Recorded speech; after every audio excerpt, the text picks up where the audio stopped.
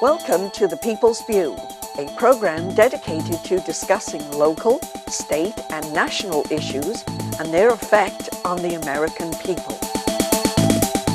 The People's View provides a platform for state representatives and national figures to present their viewpoint. Whether it's social, economic, or financial topics, you'll hear it on The People's View.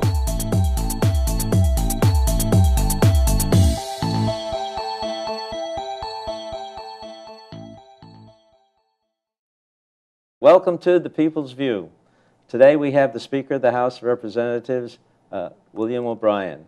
And this program is sponsored by the Nashua Republican City Committee. And Bill, welcome aboard. Representative, I appreciate being here, Representative. No, it's amazing how fast the 2 years goes by, isn't it? It really is. It's gone very, very quickly. And you know what's fun too is now that we're having a chance to get up to the election, and we're having not quite a year under our belt since we put in the new budget to see how things are getting better in New Hampshire. I'm really pleased with what we predicted would happen is happening in terms of reduced unemployment, new jobs. Things are working out. What do you think, Mr. Speaker? It's come really, only being in my second term, as we always say, Carl and I started together, sat right next to each other.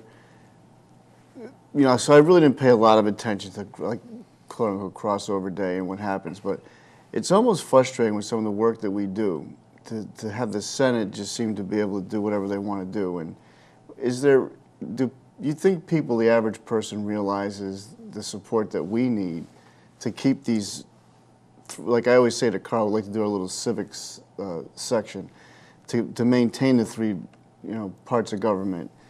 And it seems like in New Hampshire, being the largest House and the second smallest Senate, I believe is correct.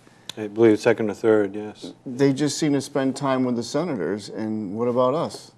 Well, I think we have to recognize, as we explained to the Senate, that legislating is a two-way street. We pass bills and hand them to the Senate and vice versa, and we have to advocate for our bills over there.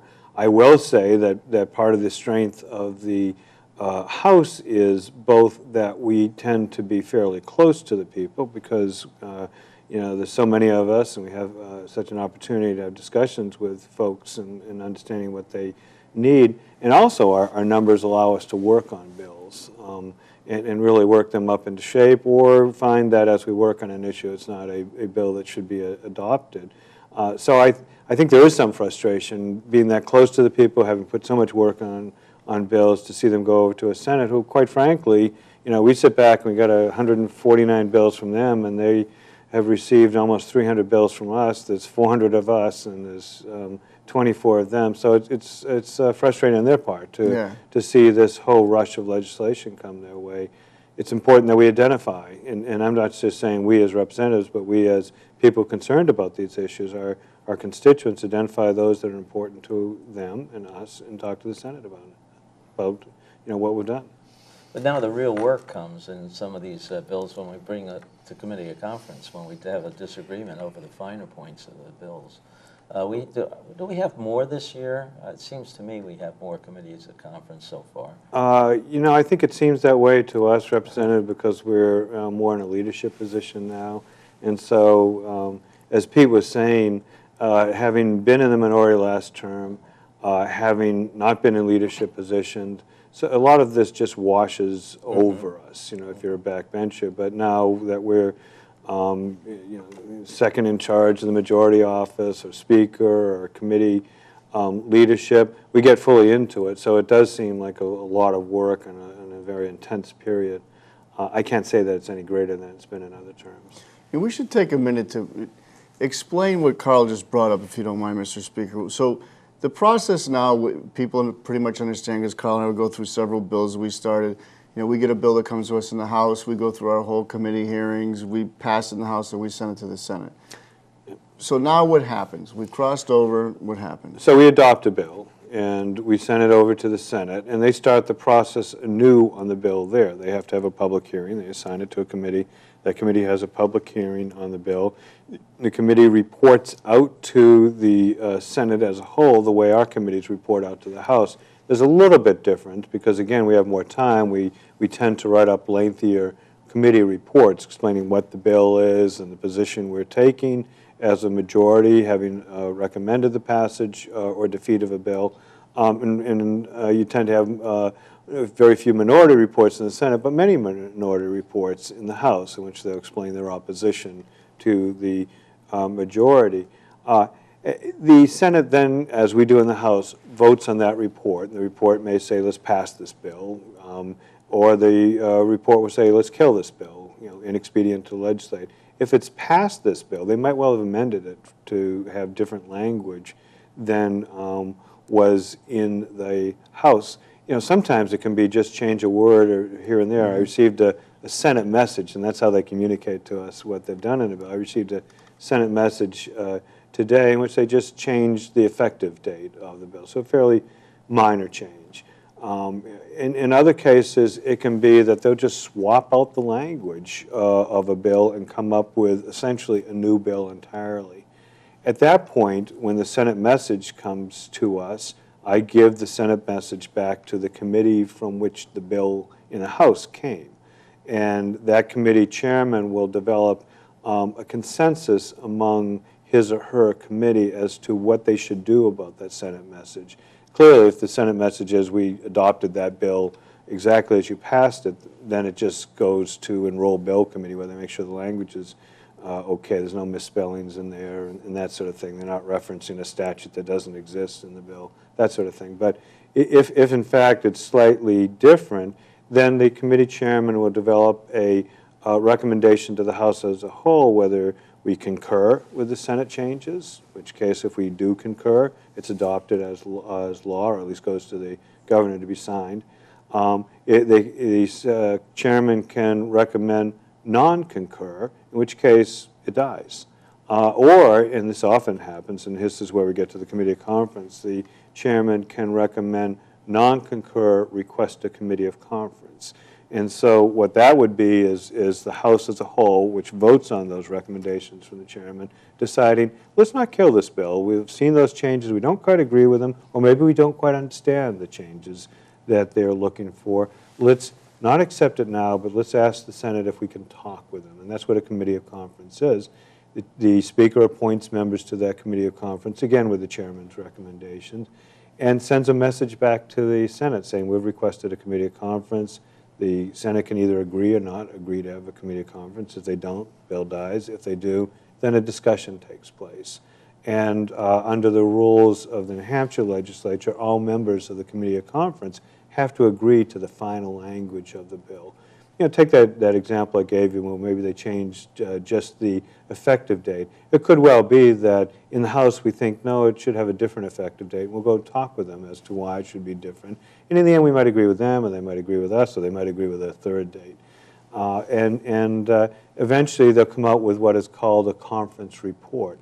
That report goes back to the Senate and to the House, and each of those bodies have to adopt the conference report. If they don't, then the bill dies. Also part of the tradition is that, as I think I referenced, all conferees, all members of the committee of conference have to agree.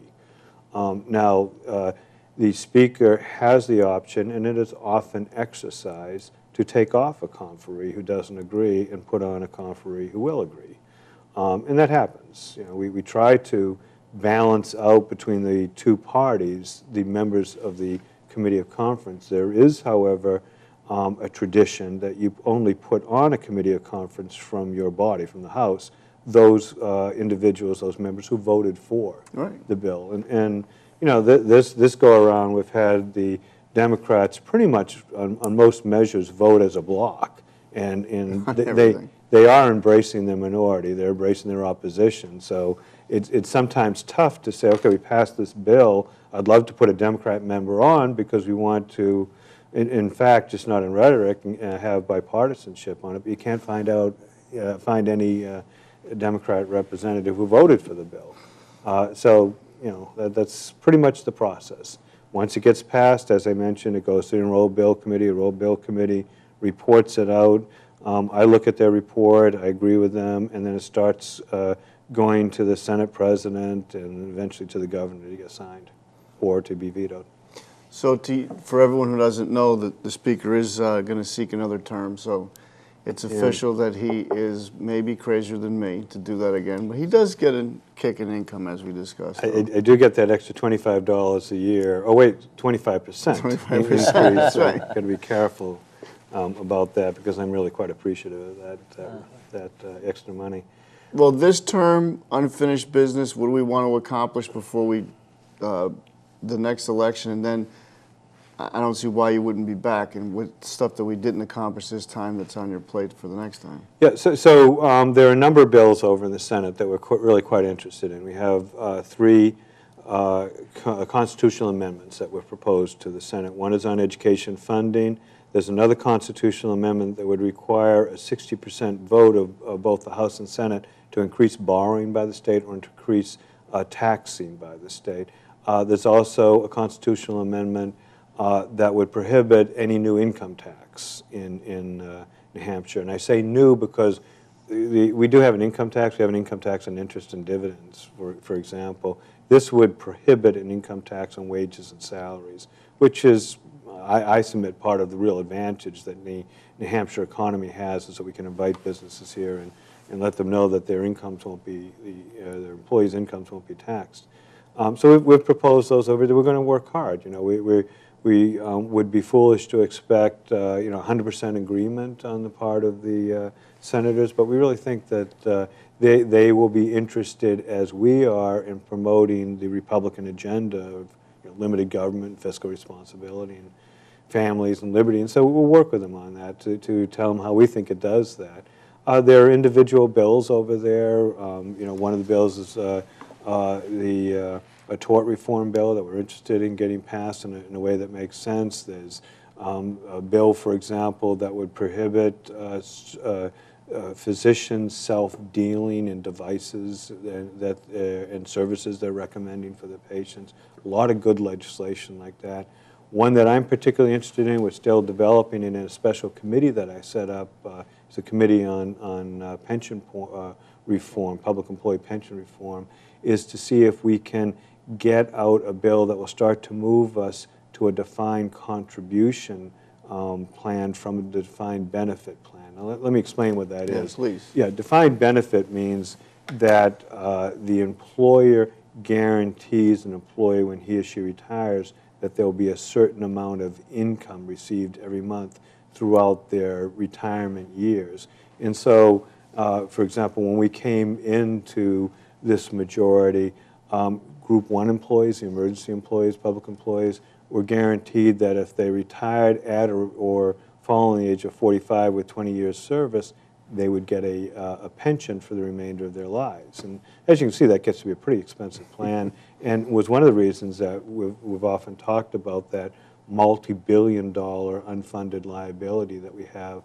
$3.5 million, I think, when we came in, billion, excuse me, when we came in based upon statutory obligations, based on practices, which meant that we paid the medical insurance. It was about a $5 billion unfunded liability. We worked away at that last time and redefined what the base compensation is that you look at to determine what the amount of the pension should be. We prohibited double dipping, where you have an employee who will retire at the age of 45 as the police chief of town X and then go to town Y and become the chief of police there and be collecting out of two systems, on the theory that if you're retired, you're not working, or at least you're going to part-time.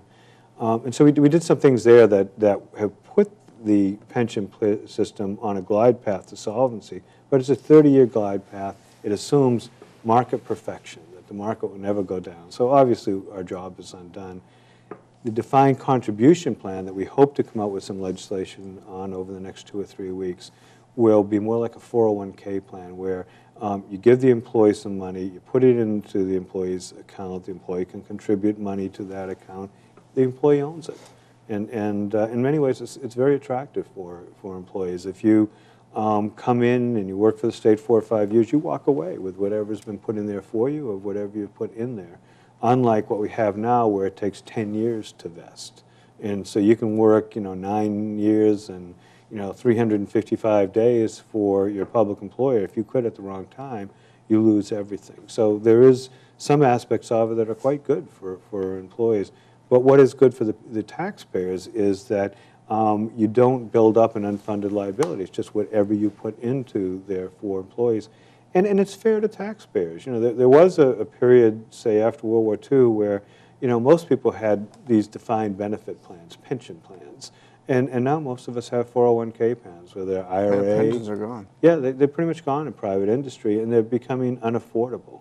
If we don't do this, we're going to come to the point at some time in the future where we're just going to have to either cut back on services for people because we can't afford to provide those services, or we're going to just have to start privatizing large swaths of government and contract out so that we don't have public employees that we have to pay into pension plans for. I've often said with it, if you look at it, especially in your committee, I mean, if you subbed out snow plowing, things that you pay more money up front, but there's no retirement, and the retirement is what kills us in the end, and people just don't see that. Well, it's potentially, and we've looked at that, and we're going to look at it a lot closer. We had only a short time to put the budget together, as you know, about 45 days after the governor gives us his proposal, and we have to get our proposal over to the Senate under the legislative deadlines. We looked intensely at it and thought there's some real opportunities there. Now that we've had a chance to study it, we're going to continue to study it this fall. The next budget, I think we're going to develop in ways that will allow us to take advantage of these privatization opportunities. We're starting to do it in one area with the Medicaid plan that we have. Medicaid is health care for financially strapped folks. And what it's been up to this point, it still is until we get the managed Medicaid contract signed, is a pay-for-service, a fee-for-service plan. So if you get sick, you go to the emergency room, you go to the doctor, the state pays. Well, as you can see, that isn't good for the people who are receiving the services and isn't good for those paying for it. What's good for the people paying the services is that you have more intense involvement and say, I don't know what? You live in a lifestyle that will, in fact, get you sick, or you're not exercising, your diet isn't right. We're not following you the way that we should to prevent you from needing these services in the future. We're attempting to we're going to privatize that and let a for-profit company come in and for less money provide better services. And the reason they'll be better is because they'll follow these people. They don't want, for example, to let a diabetic's condition progress to the point where there's going to have to be amputations. They're going to intensely involve themselves in that person's medical care so they don't get to that crisis point, which ultimately is better for the patient and better for the taxpayers in Hampshire. That's an example of privatization. We've looked at privatizing some of the Department of Corrections. I spoke last night at the Institute of Politics over in St. Anselm, and a younger woman asked me, said, well, why is it that you want to privatize everything? You must love corporations and that sort of thing. And I said, it really isn't that. It's taking into consideration the two things that we always should take into consideration. One is, are we being fair to taxpayers, and are we being fair to those who need or use the services? Privatization of the prison system is something that great bastion of republicanism, Vermont, has already turned to.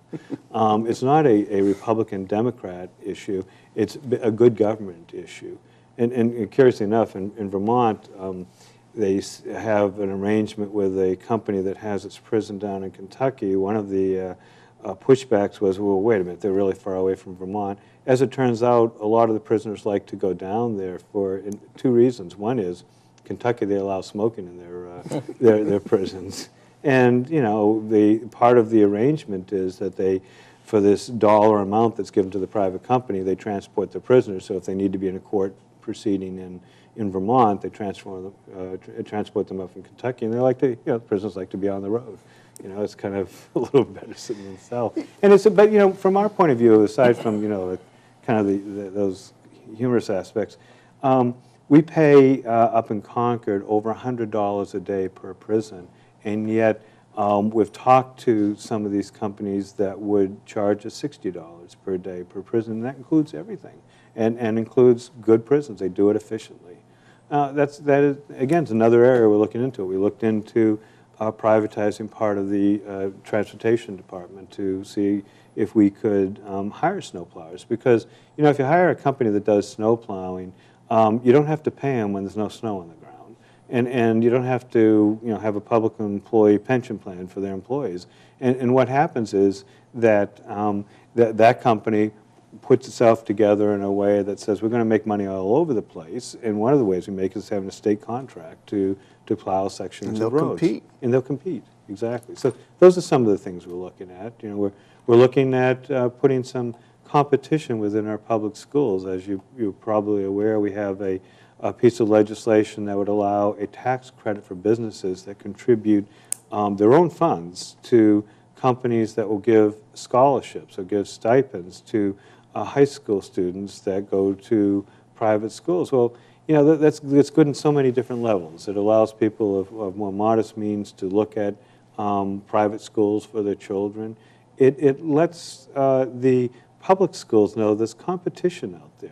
We can keep on trying to theorize our way, as we've been doing for the last 50 years, as to what a good education is for children.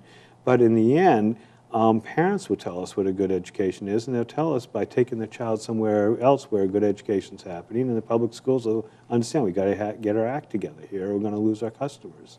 That's the sort of thing we should be looking at. Well, DJ sent out a notice to the caucus, and he referenced in his letter, I'm sure you saw it, Carl, about Waiting for Superman. It really is. You just watch that movie, and you can see what. And that's the thing that gets me all the time with the whole Democrat-Republican thing. This redress thing we saw today. Yeah. If there ever was an example of being for the people, sometimes the most needy of the people, that they try to portray themselves as being part of the Democrats, there's not one of them that's for redress. They're all against it. Yeah, and part is, Pete, because they're embracing their opposition, as we mentioned before. We want it, they don't want it. And it's unfortunate because it isn't a good position to take for the people. You know what, I didn't go to the press conference, so I'm not sure exactly what was said, but the way I analogize what we're trying to do with the redress of grievance committee is set up in a formal way. What happens in every Board of Selectmen meeting and every aldermanic meeting or city council or school board, at some point the elected officials sit there and they have what they call public time. And the public gets to come in and look at the chairman and say anything they want, within the bounds of decency, obviously. This isn't working out, or my teacher isn't doing a good job, or this program is set up that way. And you have to listen. Now, clearly, school board members and city councils now, they circulate around and throughout the neighborhoods, and they listen, but that's a formalized way to do it. This is the legislature's formalized way of listening to people say, the government's not working for me. They may be right about what they're saying, they may be wrong about what they're saying, but our founders back, 250 years ago now almost, understood that government is supposed to be open and accountable and accessible.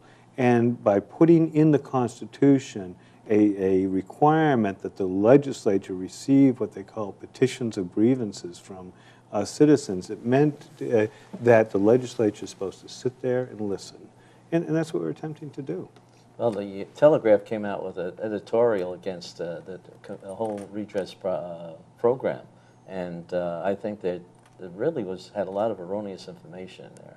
This, as you say, is a way for the people to get to their elected officials, because the agencies are not listening to them, or they're not even committing a standard practice, a process to listen to some complaints. You have to go to court, and that's not always the easiest thing for anybody to do. The New Hampshire legislature, just as Congress, has an oversight obligation. It has to be looking over government to make sure that it's running the way the people want it to. And that obligation arises out of the fact that they're elected by all of the voters in New Hampshire, all the citizens of New Hampshire. Can you imagine if the Attorney General in Washington were to write to the Speaker of the House in Washington and said, stop your committees from asking my employees questions. It just isn't respectful. It's just a bother.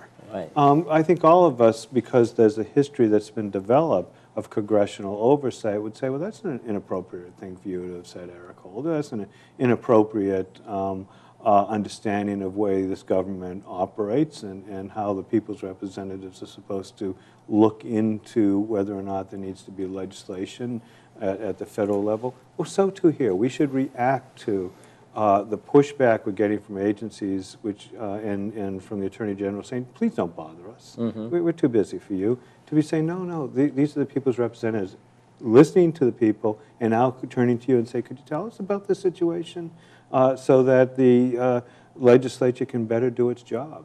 And the discussion, or the point they made, is talking about confidential matters. That doesn't hold any water either, because they didn't even come to any of the hearings. The agency's representatives, they don't have an ombudsman. If they have a process, they don't implement it properly, and they reject almost everybody's complaint. It's just not working at all, and I don't think people see that.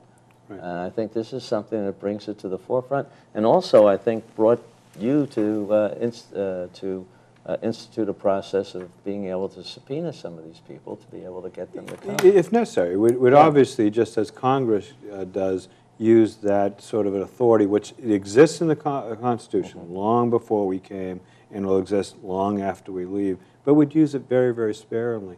But let me give you an example how this process has already worked. There was one petitioner that came before the committee and talked about how the assessment of their property took place, their real estate took place.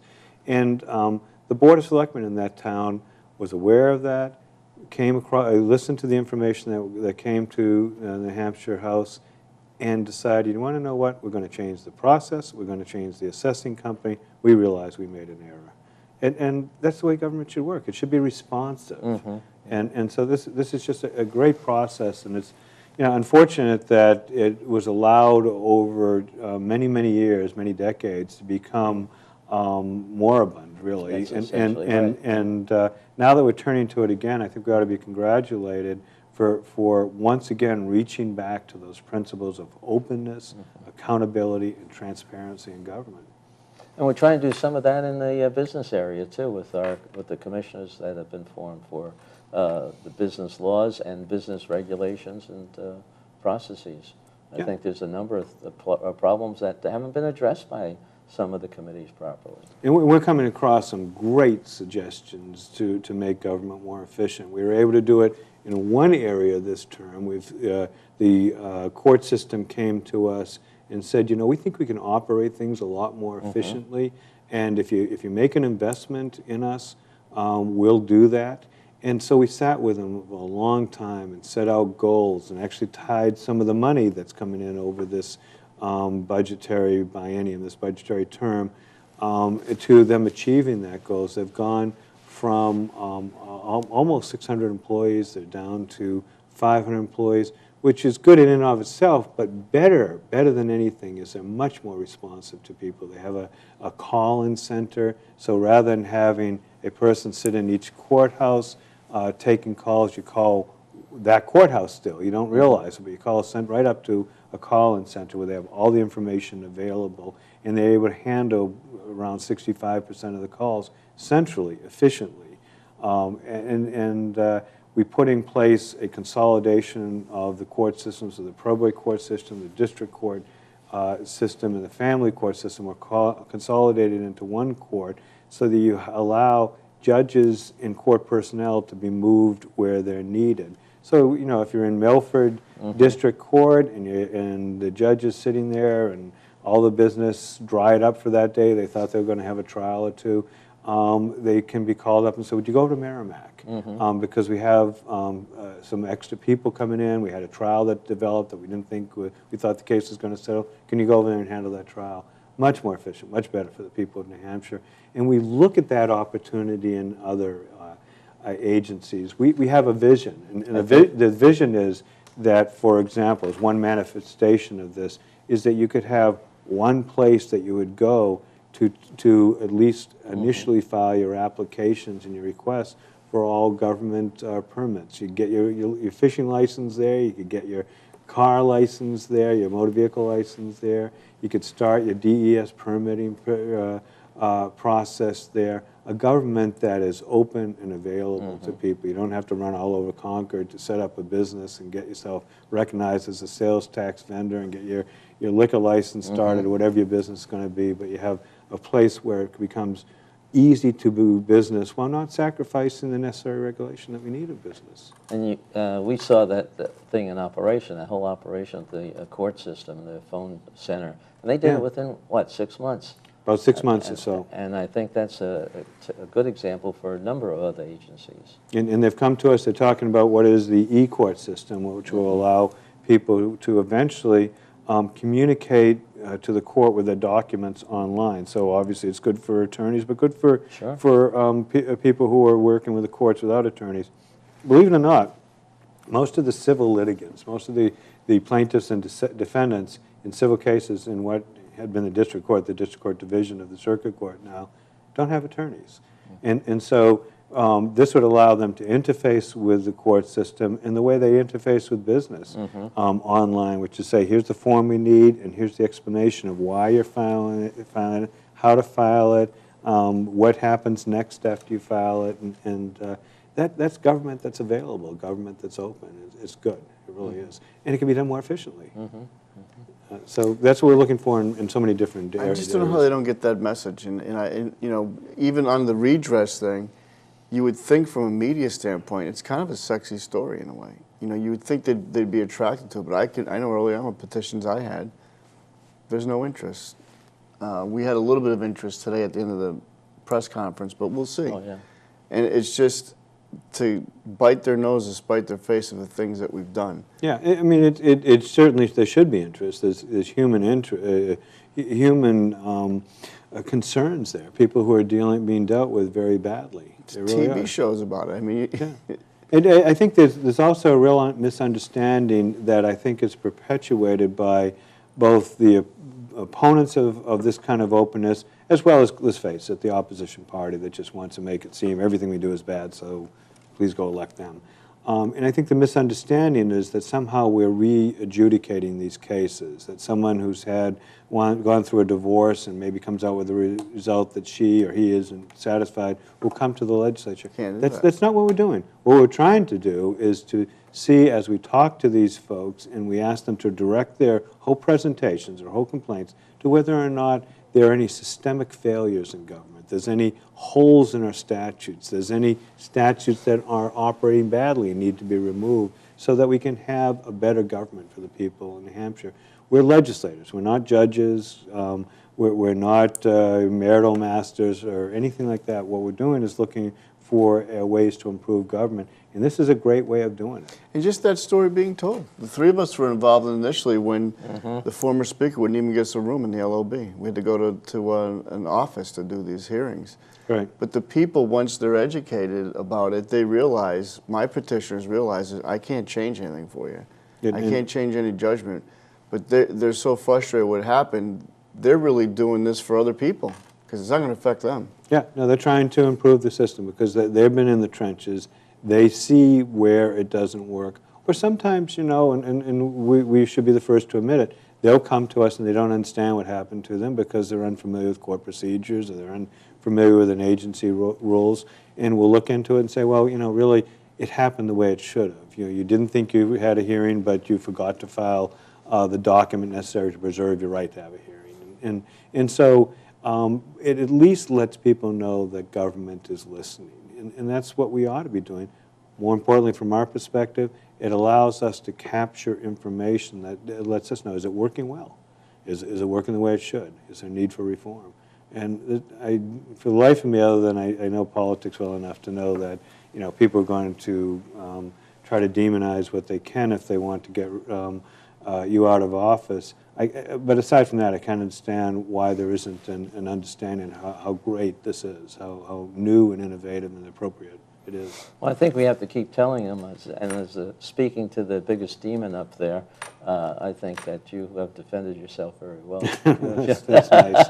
That's nice. I mean, I don't think a party that can only engage the people, it seems, through name calling and inside baseball process complaints is going to be the party that the people turn to and say, how can you bring jobs back, and how can you do it better than those folks that have, in fact, reduced unemployment by 0.7% in 9 months after we passed the budget, while the workforce is growing. It's not like a federal reduction in unemployment where people become discouraged and they leave and it looks like unemployment's better because the workforce is shrinking. Our workforce is growing. 10,000 more of our neighbors have jobs than had jobs when we passed that budget. It's heading in the right direction. Well, people have to understand, and one of the reasons we're doing this show is we're going to be challenged this time. It wasn't like last time. We're not going to have, unless maybe we will, but I can't imagine we're going to have, 297 seats in the House again.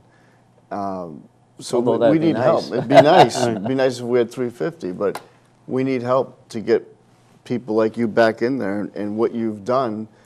I don't think people can understand the time that you put into this thing and what it takes to be involved with it. Yeah. Not that your opponent didn't before. She put a lot of time just for the wrong reasons. Right. So if someone's spending a lot of time, if they're doing the wrong thing, that's not a good thing. We're not asking, as it seems the request is being made on the other side, to say, you're an R, so you should vote for us. What we really want to do is get out there and talk to people about what we've accomplished. This has really been a term of promises made, promises kept. And I think one of the reasons that the reaction has been so loud and so harsh is the shock of us keeping our promises. We sat down with voters after meeting and talking to them at the polls, talking to them in the general store, talking to them across the backyard fence, and say, if you put us into a position where we're able to run this, we will run our government the way we run small business, the way you run your family finances, which is we won't spend more money than we have. And I think I know it absolutely shocked the other side. For example, when we started the process by not doing what had been done for decades, I don't know when it hadn't been done as far as I've been able to ask people, which is go to finance, have them put together a budget of spending, and then you look around to Ways and Means and said, could you help me get some money here? We're going to need some money. We turned the process on its head by first going to Ways and Means and say, we don't even want to talk budget yet. We want to talk about how much money's coming into New Hampshire if we just keep taxes stable, if we don't increase anything. And once we found that figure, after a lot of pushing and shoving with the agency and bringing in economists from Boston and Washington, and a lot of work went into it, months of work, we came up with what the figure would be, and then we committed to ourselves, if you remember, by a resolution that was passed, and I think this really shocked them. They're saying we won't spend more money than that, and that has worked out well. It really has. And I think it's the end result is that business, particularly small businesses, are becoming a little bit more confident. Well, there's a couple of things we did too that I noticed we didn't make happen, but other states did. We try to do something with testing welfare recipients, and I see Georgia passed that today. I understood that it did pass it. This morning I heard that on the way. But we are working on welfare reform. What happened, say, I was actually at a Super Bowl party, and a friend of mine came up to me and said, I'm aware that over in Health and Human Services, they've had a proposal that's just been sitting around now 2 or 3 months. And the proposal is for a free pilot program by a company called LexisNexis to use modern data mining techniques to look at people who are on welfare and determine whether or not they meet the eligibility requirements for welfare. And it would be done, there'd be a confidentiality sign, but it'd be done for free. Now, LexisNexis is a pretty big company. I don't know them from a hole in all, and they don't get, if this results in any business for a company, there'll be an open process. They said, we just want to show you what's being done out there. We can show you how credit card companies, for example, can make sure that even though they've issued a card to somebody, if that person dies, they know pretty quickly that that person has died, and they don't, they cut the credit, because, companies, not surprisingly, don't like to lend money to dead people. and we just want to demonstrate how this works. And we can't get any response out of the agency. Well, it turned out the commissioner came to me looking for something else, and I said, well, you have a need, I have a need, and my need is to make sure that this project is started, this demonstration project, and given that his need was such, we got it done, and it was startling what was shown. 9.1. They actually tested 2 programs. There's many public assistance programs. They only looked at 2 of them, just to demonstrate the value of this. One was food stamps, and the other was Medicaid. Food stamps they found by doing the same sort of credit checking and accessing public database and cross-checking and just really modern computer and software applications, that 9.15% of the New Hampshire recipients of food stamps have a primary address outside of New Hampshire. They're not New Hampshire residents, in other words, which, and if you don't have any policing, isn't surprising, because if you want to maximize your food stamp take, you can go to a couple of states if they're not doing the cross-checking. So, that amounts to thousands of people. They found that 5,500 Medicaid recipients, again, remember Medicaid is the health care for poor people, don't have as their primary address a New Hampshire address. They found that I think it was 53 Medicaid recipients are dead. Now, I got to tell you, I don't know what the health care opportunities are in the afterlife. I just know New Hampshire doesn't have to pay for them, and so we've got to make sure that this is run well. And so we've passed legislation in the House, as you two are aware, to require them to let out a contract. And there's companies that do this. Lexus and Nexus is one. I thank them for their free service. Let's go out and get a great contract with whoever can do it for the appropriate amount of money to test people as they come in, to cross-check people on a periodic basis as they're on there. And you know what? It's so unfortunate that we get the pushback, we don't need this, or you're cruel to welfare recipients. And indeed, it's not that. What it is saying to welfare recipients, we're going to remove the stigma of fraud from you. Didn't they say that, I've heard before, I probably should look into it for real, but we have less of a cross-checking process than Massachusetts. Oh, I bet we do. I bet we do, because we certainly discovered we have a group of employees there who say we don't even want to have the test program, and then when we force them into the test program, they say, well, this doesn't show anything, 5,500, that could all just be computer errors and, not updated addresses and so forth. You want to know what? If 5% of those folks who have out-of-state addresses and yet are on New Hampshire Medicaid are error, that saves us like $4 or $5 million right there, just right 5%. There. Just 5% of those who are flagged. And so, these are the sort of things that I think New Hampshire residents and taxpayers would expect us to be doing, and not hold to some sort of unthinking ideology that says we no way can withdraw on from providing any services or test those who are receiving those services to make sure that they're valid. I find that many agencies don't have what I call a quality control arm. They don't look into, we have an audit system that goes through and looks at certain structural things, mostly financial. You come back with a report, a lot of those are just not followed. Yeah. You don't have anybody checking with customers or having a good complaint department, I guess is the best way of putting it, so that they can see whether somebody in the operation is not performing properly. You know how discouraging it can be? I get a lot of reports and all the audit reports from the agencies, and I get a lot of these statutory committees that give me reports, and it's just a deluge of documents. And unlike, say, Speaker Sheila Oliver in New Jersey, who has 185 people on her staff. I have, on my staff about 3.5 people, and and they're hard-working people, but there isn't the opportunity to say, okay, I'm going to have an audit review function within my department. But I try to grab them and read them. And I about a month or so ago, maybe it's a little bit more than that, I grabbed one of the reports that was a result of an audit of the Guardian ad litem board. These are the folks who are appointed to represent children in court, whether in divorce situations or custody or whatever. And there was just really kind of horrific systemic failures there. You don't watch petty cash here. You don't require that the guardians file the right forms in order to get reimbursed more. There's no final reports from the guardian. Just stuff that shows a system that is kind of fallen apart. And I was horrified when I read it. And so I asked to have, because these agencies are audited on a periodic basis, I asked, well, could you pull some prior of the audit reports out of archives and let me look at it? They persisted over several audits, and that's just a failure of government. God bless Governor Lynch. He knows how to smile well. He's a pleasant individual. I've met with him. I've sat with him, and he's available in many ways, particularly at times of disaster for the people of New Hampshire. And yet he's been one of the worst possible administrators that we could ever have.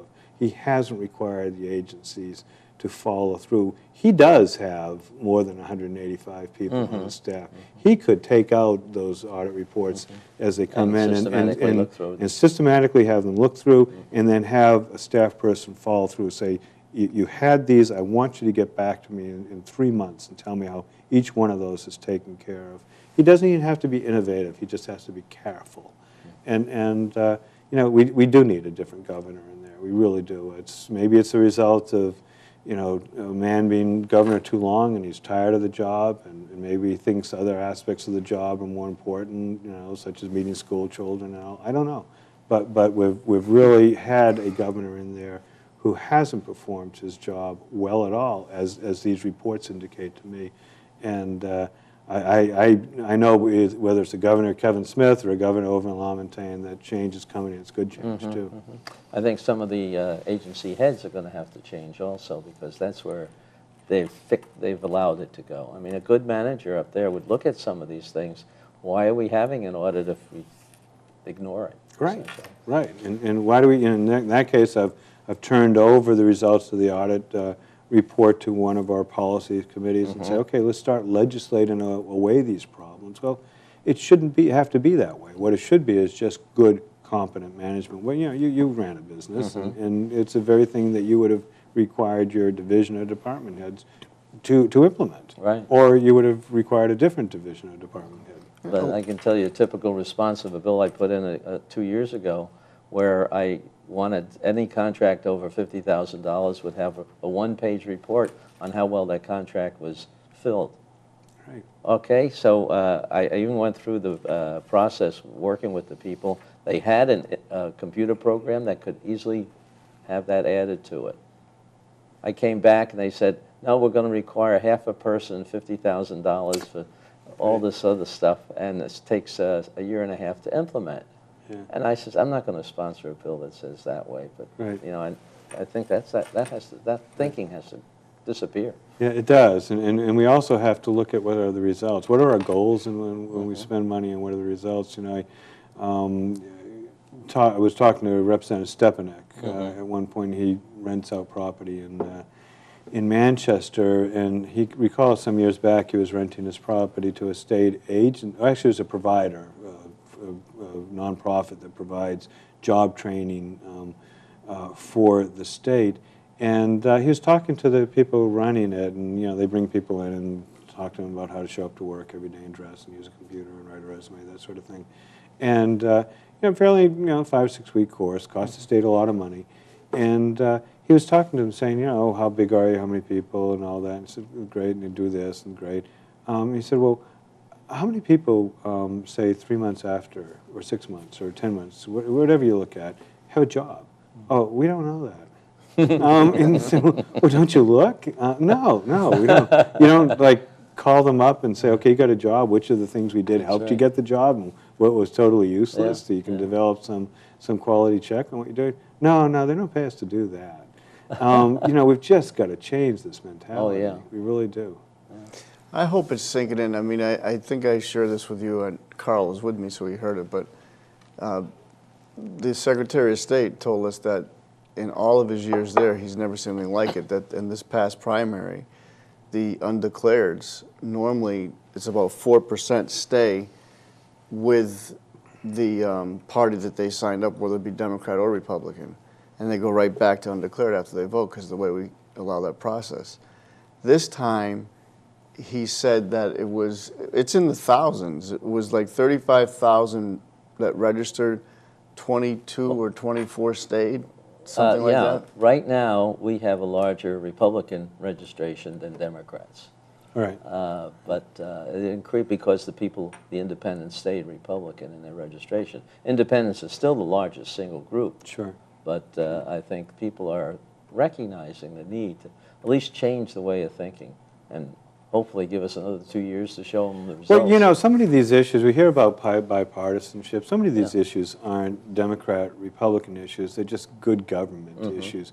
Unfortunately, as we try to implement this good government, the reaction that comes back is, oh, no, you guys are evil and you're bullies and you're devils and, you know, you're cruel and so forth. But my hope is that that's an indication of people saying, you want to know what, we've been looking for a long time for a government that's results-oriented and that treats our money, the taxpayers' money, as if it's money coming out of legislators' pockets. And therefore, knowing that we want to help out people, use it wisely. We have a government that has as low impact as necessary in order to do the job that needs to be done. You know, when I talked about how we had this budget where we said we only have so much money to spend and therefore we didn't spend more money than that. One of the things that we asked ourselves when we got to the spending side is, what is a core function of government? What do we really have? You know, you have to have courts and you have to have police and so forth. You have to have corrections. What are the type of things that we do that are nice to do? We want to do them, but perhaps we can't do. Or as we do them, we say, in the future, we're exacerbating the problem. You know, to the extent you accommodate a problem, sometimes you earn that problem. You pay for that problem. If you accommodate behavior that isn't personally responsible by throwing money at people because they didn't take the time to get a good education or they didn't take the time to live their life responsibly, you're telling people you don't have to get a good education. You don't have to live responsibly because we'll take care of you. And so you have to look at the long-term consequences. If I had to identify one crucial difference in my mind between Republicans and Democrats, it's not in the compassion we hold for people on a personal level. It's not that one party wants what is best for New Hampshire and the other party does not. What it is whether or not we react initially and emotionally to what we perceive as a problem, or we look at what the long-term consequences are.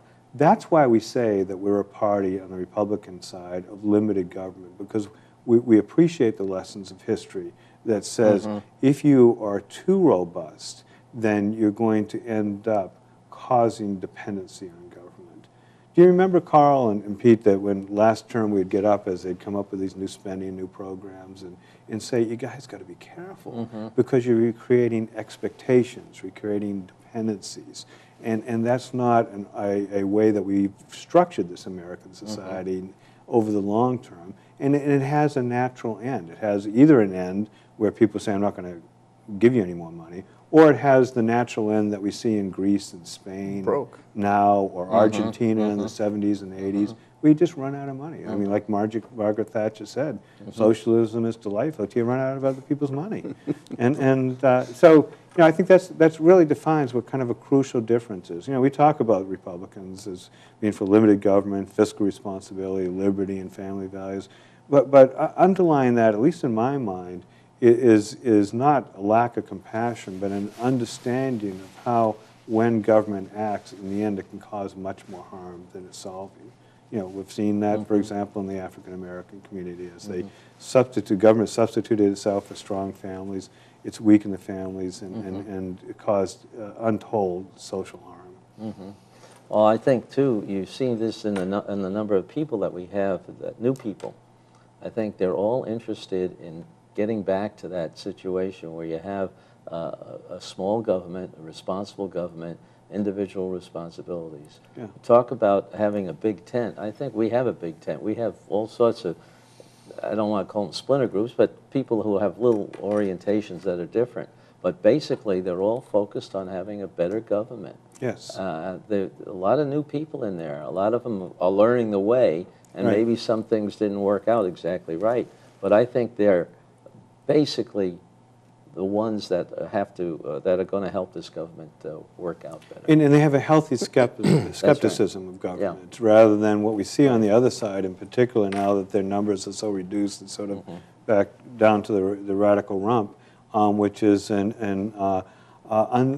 seems almost an unthinking allegiance to big government solutions. The default is, let's go spend some money. That's right. That's all I have left. Well, we're out of time. we want to thank you and have you come back again. And if people want to donate to your campaign, because you're running, how will they do that? You have a website? Well, I do have a website. I think it's o'brienforspeaker.com. Oh, really? They can look up that website.